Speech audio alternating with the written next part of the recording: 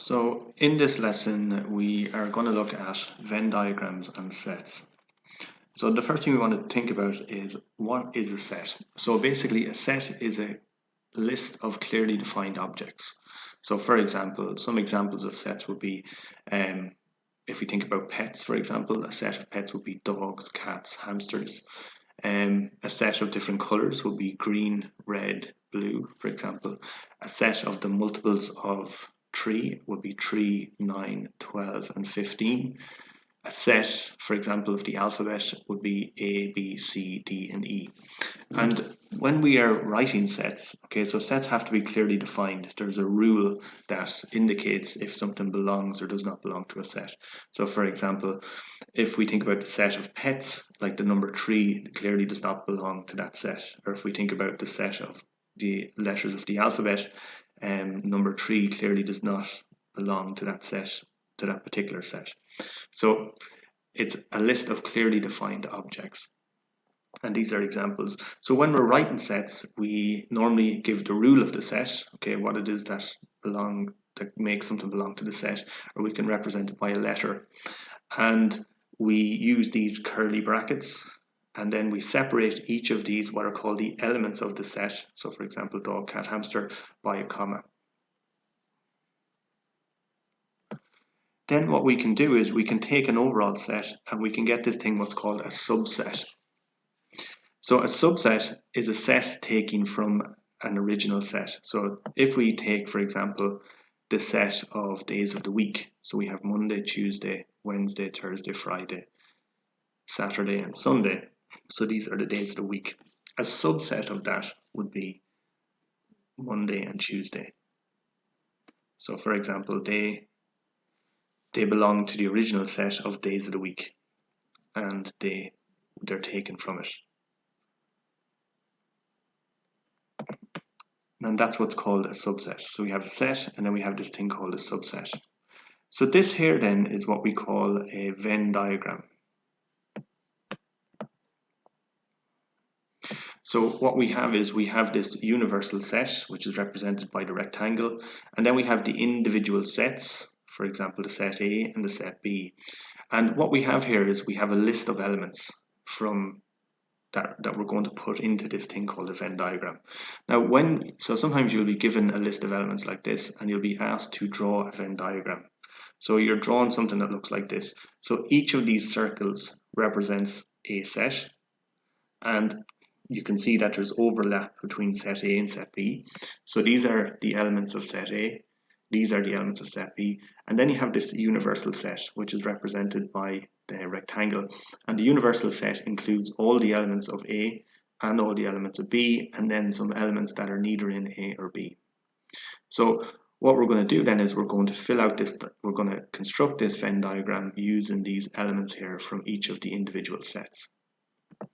So always when you are constructing a Venn diagram, the first thing you want to do is you want to fill in what's common to both of the sets. Okay, so if we have a look, we've set A and set B, and then we have this space in here, or this union space, where elements of A and elements of B are shared with each other.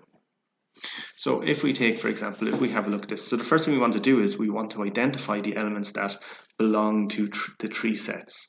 So if we take about the number 2, so we have 2 is in 1, it's not in the set, sorry, 2 is in A, it's not in B, and it's also in, U, okay?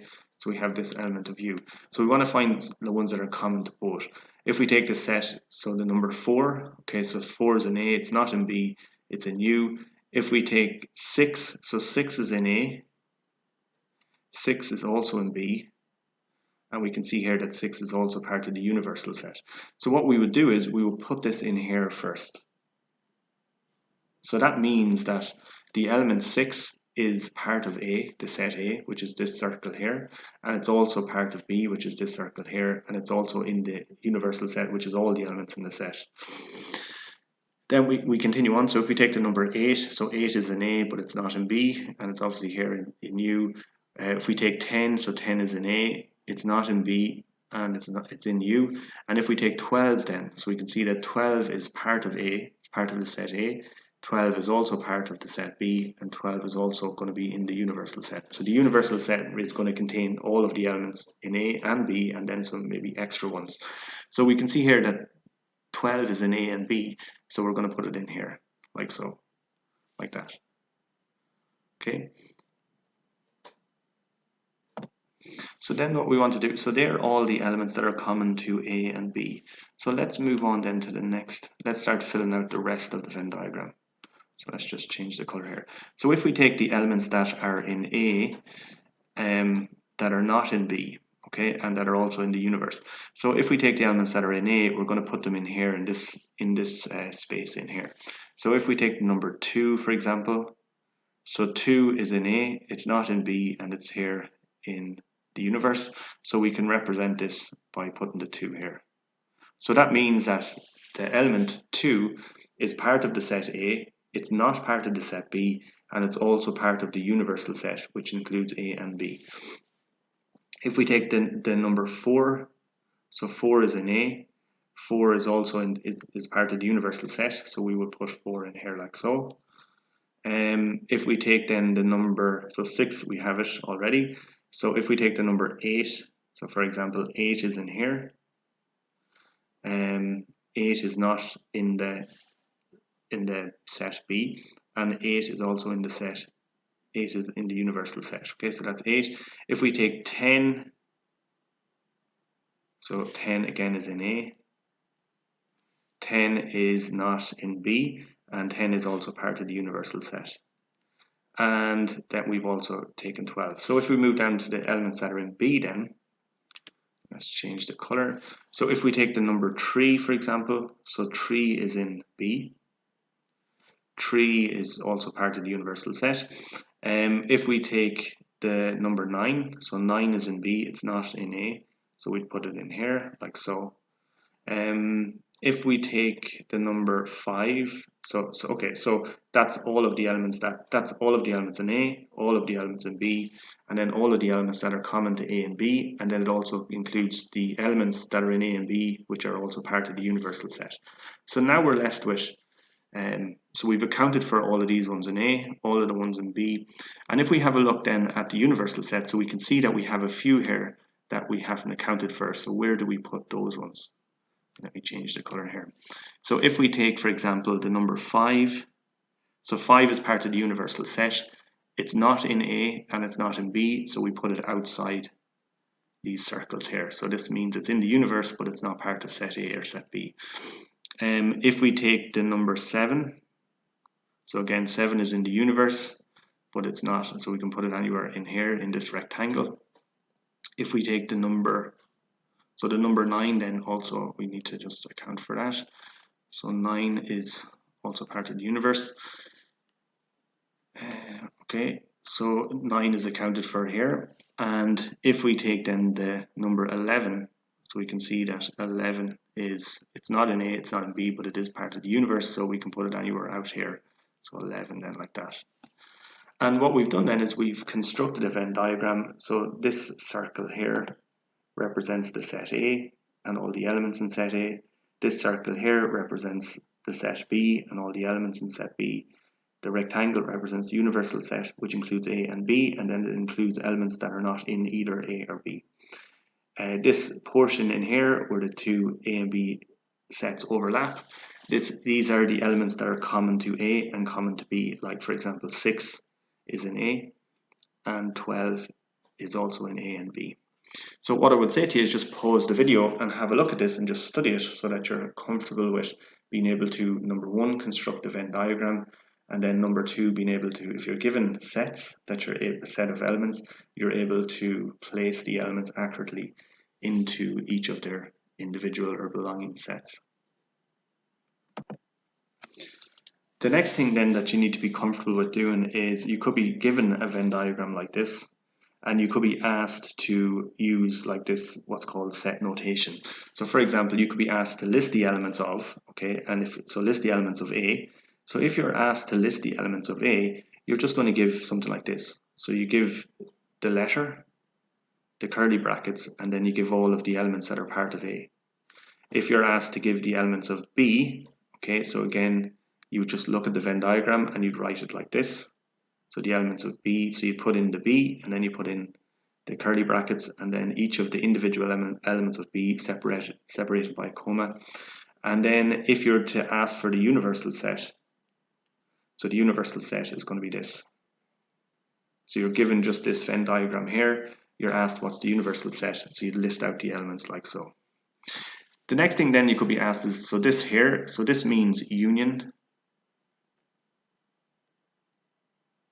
And this is like all of the elements in A and all the elements in B, but you don't need to repeat these common elements that are in here. So if we're asked, for example, so it's A union B, to list the elements of A union B, you're going to list out the elements that are in here. So you're going to have 2, 4, 8, 10, 6, 12, okay, 3, and 9.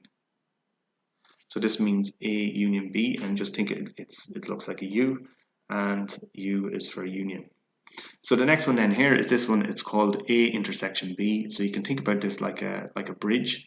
So it's A intersection B, and A intersection B is basically this intersection here in the middle. So it represents, let's say, this space in here. Okay. So A intersection B would be the list of elements. So it's going to be 6 and 12.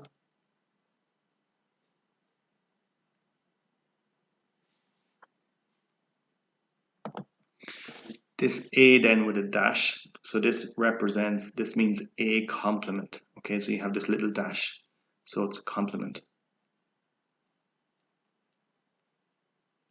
So you can think about it, it's all of the elements that complement A. So it's basically what you do is you take out A, so you take out all the elements that are in A, and it's everything else except what's in A.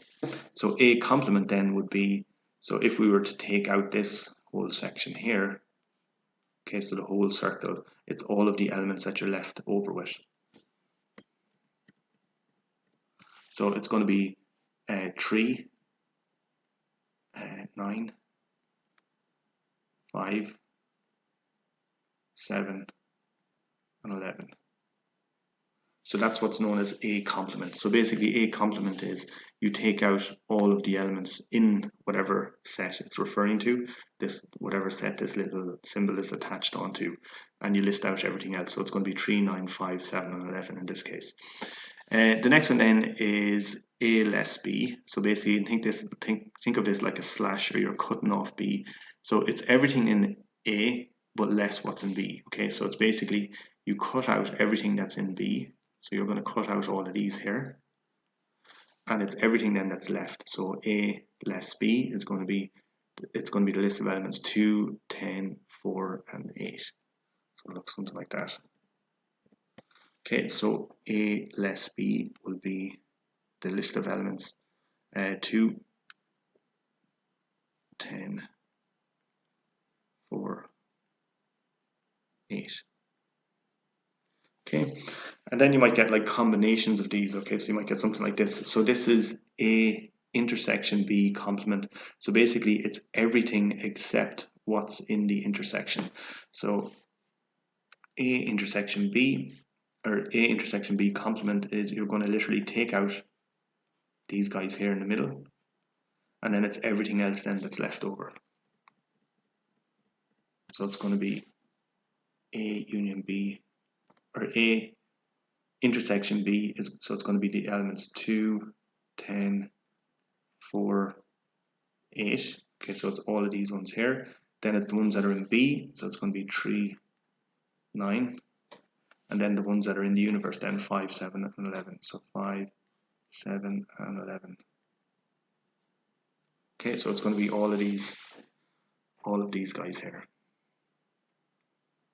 So again, you need to be comfortable with this set notation and understand how to, if you're given the Venn diagram, how to read this set notation and take out from the Venn diagram what the set notation is asking you to take out. So this then is a question from the Junior Cert higher level paper.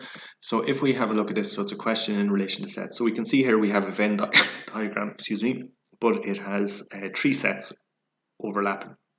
So what it's asking you to do is, so each of the students in 6th year in a particular school has WhatsApp, which is represented by W, so it's this circle here, Instagram, which is represented by this circle, which is the I, or Snapchat, S, which is represented by this circle here, which is the S.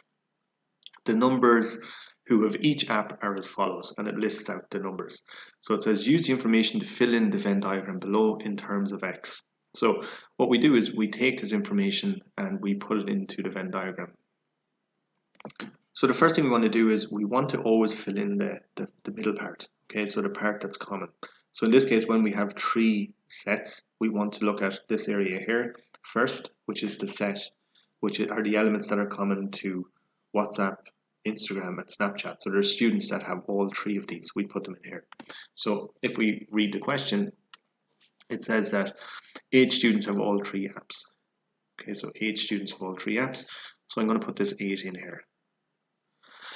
Then if we start to move up, so it says X students have WhatsApp and Snapchat, but not Instagram. So if we think about, so this whole circle here represents all the students that have WhatsApp. This circle here represents all the students that have Snapchat.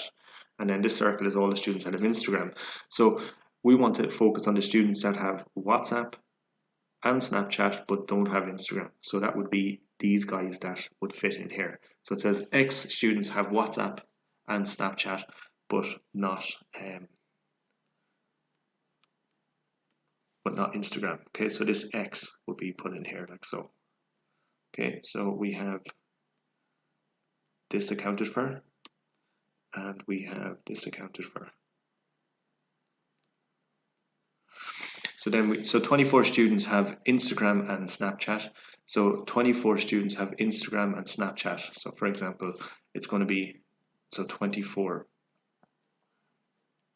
Now, what we can see here is that, so this whole circle here, this whole piece here, represents the students that have both Instagram and Snapchat. This one in here are the students that have all 3, whereas this one in here are the students that have just Instagram and just Snapchat, but they don't have WhatsApp. So what we're trying to work out is this total number here, like so. So between these two, it should add up to 24. So if it says 24 students have Instagram and Snapchat, well, we've already accounted for 8 of them here.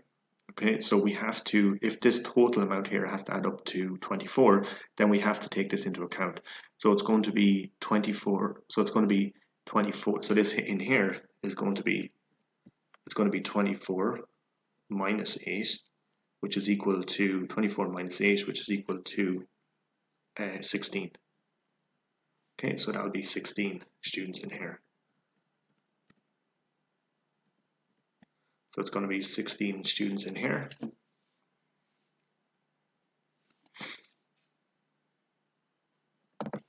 So that's those guys accounted for. Then it says that 14 students have WhatsApp and Instagram. So WhatsApp and Instagram are these two here. It says that 14 have that, so 14.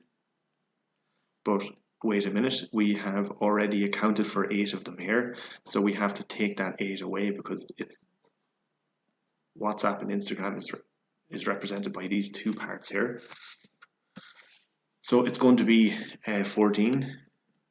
So 14 minus 8, which is equal to 6. So 14 minus 8, so that's going to be 6. So they're the 14, and we can see that if we add the 2 of these up, it adds up to 14, and that's the number of students that have WhatsApp and Instagram. Then it says that 54 students have Snapchat. So this circle here represents all the students that have Snapchat. It says that in total, all of these have to add up to 54. So we've already accounted for X, 8, and 16. So what we put in here are just the students that have just Snapchat. So that's going to be 54 minus 8 minus 16, and then minus X. And then if we simplify this, so 54 minus 8 minus 16, that's going to be So that will simplify to 30 minus x. So this here will simplify to 30 minus x. So that's that accounted for. So then it says 40 students have Instagram. So again, here it's going to be represented by 40. But we've already accounted for 6, 8, and 16. So we have to take that away. So it's going to be 40 minus 6 minus 8 and minus 16. Which when we simplify this, it's just going to be equal to 10.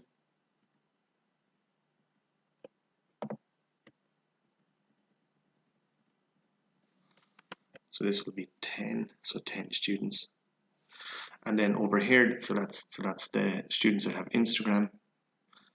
And 36 students have WhatsApp. Okay, so so this whole circle here, all of these should add up to 36. So the students that only have WhatsApp, it's going to be 36.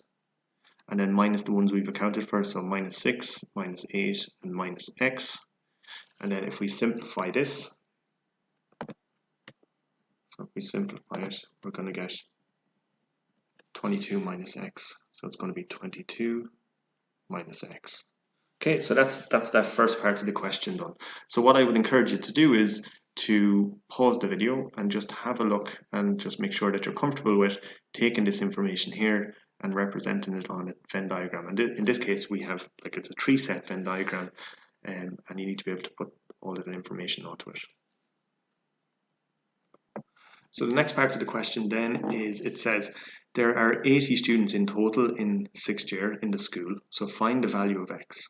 So what that's essentially saying is that the universal set is equal to 80 students. So in other words, all of these here will add up to 80 students. So you want to work out what the value of x is.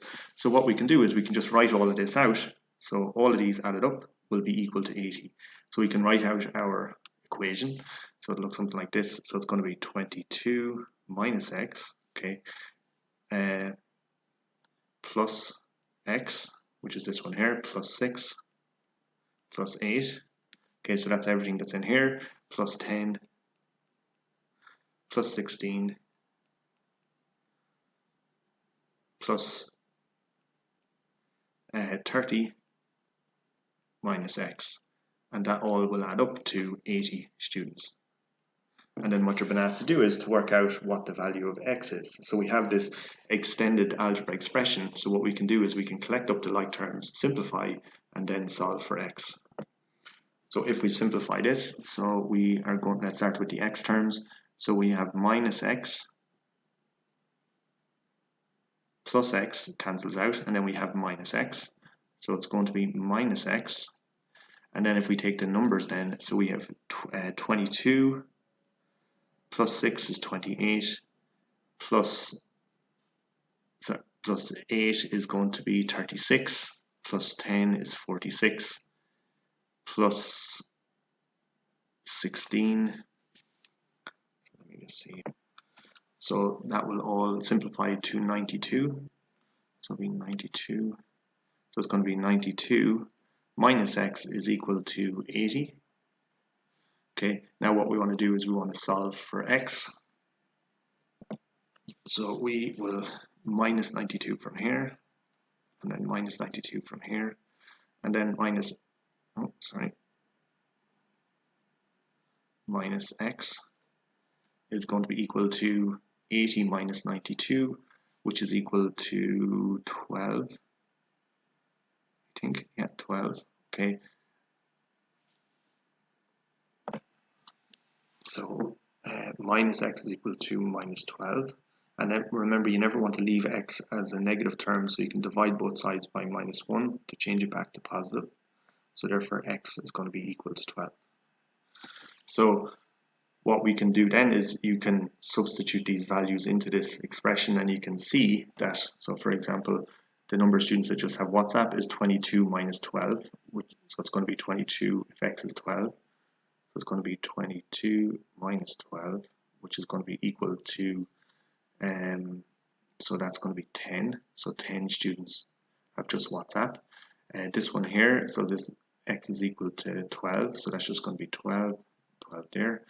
This here is going to be 30 minus 12, so it's going to be 30 minus 12, which is equal to 20. It's going to be equal to 38.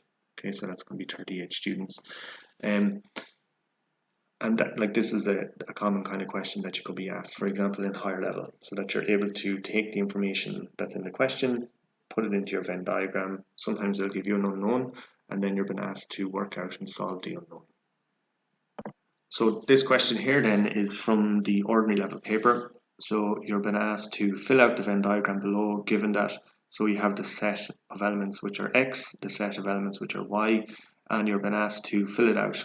So again, whenever you're being asked to fill out a Venn diagram, you always start with the middle part first. So the elements that are common to the two sets that we're dealing with here, x and y. So if we have a look at this, so n is in x, but it's not in y. I is in x, and it's also in y. So we put in I in here. C is in x only, it's not in y. O is in both as well, so O is here and O is here. So we put this in the middle, in the intersection.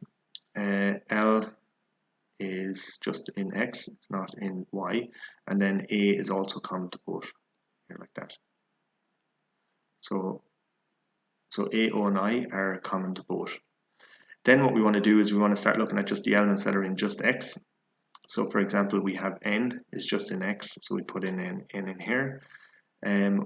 C is just in x, so we put in C here. L is just in x, so we put in L here. Then we move down to the bottom and we look at just the elements that are in y. So S is just in y, so we're going to put it here.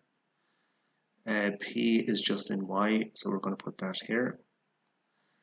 H is just in y, so again we put that here like that.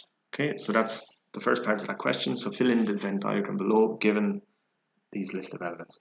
So the next one then is write down a subset of x that has two elements and that is also a subset of y.